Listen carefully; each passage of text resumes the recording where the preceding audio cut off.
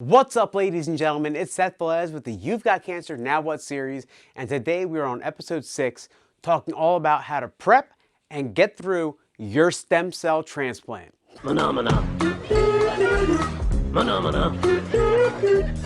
So if you've seen episode number 2 of the series, we kind of went over what to do while you're in the hospital for an extended period of time. And a lot of those things apply to this video.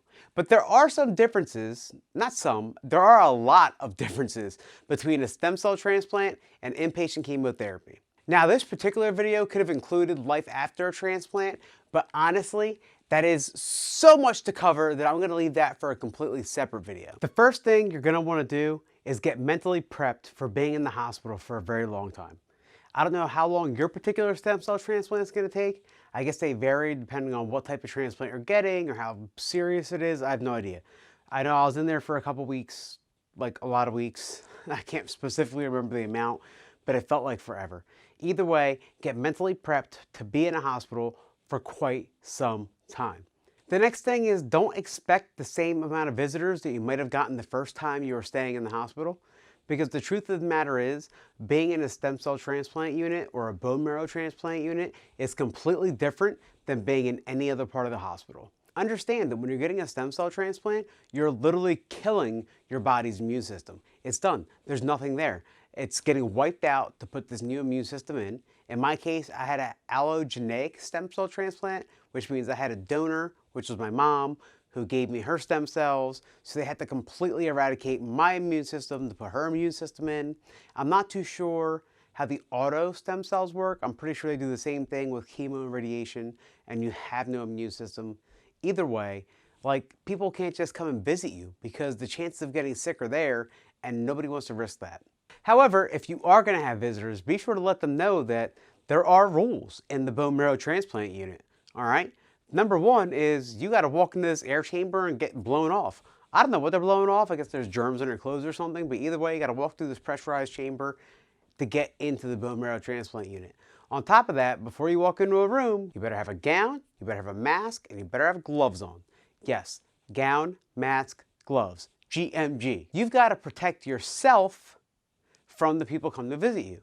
And the only way to really properly do that is to make sure that they can't transmit any type of germs. So if there is something left over on their clothes, the gown covers it. If there is something that maybe they have that they're breathing out, well, the mask will take care of that.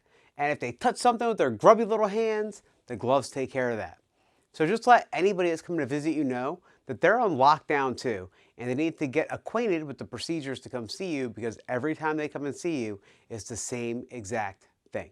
Next thing you want to do is make sure you pack appropriately, okay? So be sure to pack comfy stuff. The first half of my stem cell transplant, I couldn't even wear the stuff I packed. They made me wear a hospital gown, which was fine. Made it easy for me. However, after we got through radiation and chemotherapy, I was actually able to start wearing my own stuff again, which was nice. Just make sure to pack comfy clothes because you're going to be in a bed for a while. So now we've prepped to get ready to go into stem cell transplant, and we're there. What happens now?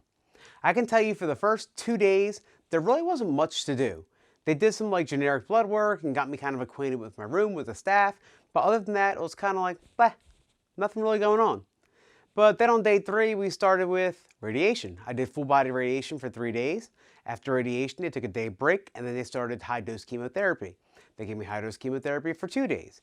I don't know what your particular transplant track is going to be like, but if it's anything like mine, the first week or so was kind of like, eh. Honestly, one of the worst things about it, besides like the side effects from radiation to chemotherapy, was the PICC line couldn't be disconnected. When you're in for inpatient chemo and you go to take a shower, at least they can disconnect your IVs and you can go and take a shower. If you have a slip cover, they'll wrap it up for you. But when you're doing stem cell transplants, they can't risk an infection, so they don't want to expose the little connectors on your IV that go to your PICC line.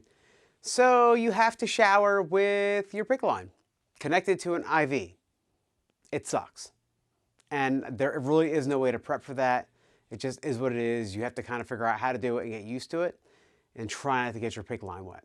My next helpful tip is don't be a hero. Don't feel like you can't complain to your nurses and doctors about your symptoms. They know you're going through something so terrible and so crappy, they understand 150%. So do not be afraid to let them know that you're feeling a certain type of way, whether it's nauseous or you have pain. I know with the radiation, I had pain in my neck and my mouth and my throat. It was terrible. Do not be afraid to ask them. This is one of those times where support drugs are definitely needed. And you know what? If you got to take those opioids while you're in the hospital for a stem cell transplant, do what you have to do. Deal with your symptoms and don't be afraid to let people know that you're feeling sick or you're not feeling great, because you're there for a while and they're only going to get worse if you don't try and help yourself. And I think it's pretty obvious that you're going to want to find some stuff to do. You're in the hospital for a very long time. It's going to get very boring. You can only watch so much news. You can only read so many books. Find some new hobbies. Find some things to do. Find some ways to keep yourself occupied. You can only walk the hallway so many times. It can honestly get like super duper boring. So, find a hobby. Find something to do. Also, be prepared to rest up. And what I mean is you're going through a really serious procedure, okay? They're killing you, kind of, I guess is how you can think of it. But at the end of the day, get as much rest as you can. Doctors and nurses are going to encourage you to get up and walk around, and you should do that. Keep yourself mobile, get the blood flowing. I get that. But you're going to want to get your rest when you can. So if you thought being an inpatient chemo and those checkups every so many hours are bad, with a stem cell transplant, they're checking on you like all the freaking time. It's super annoying. You think you're gonna sleep? Because you're gonna sleep for like 2 or 3 hours and somebody's gonna wake you up to take your blood pressure and your temperature. You're gonna sleep again for a few hours and the doctors are gonna come in. You're gonna sleep again for a few hours and somebody else is coming in to do vitals again. It like never ends. And let's not even talk about if you run a fever, which you will, because once they put your actual new stem cells in you, if you're doing an allo, like the first thing it does is get you sick and give you fevers. And they know that, but they can't risk you being sick from something else, so they have to do blood work to verify that it's just a fever from the transplant. It's super annoying. It's terrible. You're not gonna sleep. So my advice is sleep when you can. If you're tired, sleep. Don't force yourself to get up and walk. Walk when you have some sleep and you got some energy. If that's at 10 o'clock at night, then fine. Do a couple laps on the hallways. If not, then don't worry about it. You need your rest. At the end of the day, you do have to be mobile to keep your muscles kind of together, but you also need to rest. Resting helps you get better. So if you're feeling tired and you don't feel like doing anything, then don't.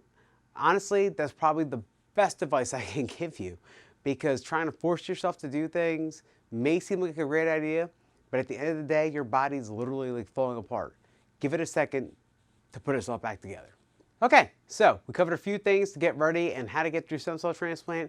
Thank you guys for watching this video as always. If you found anything helpful, like, subscribe, or please share on social media platforms. And as always, be sure to check me out at DJSethV on Instagram for all updates You Got Cancer Now related. Thank you again for watching, and we'll see you next week.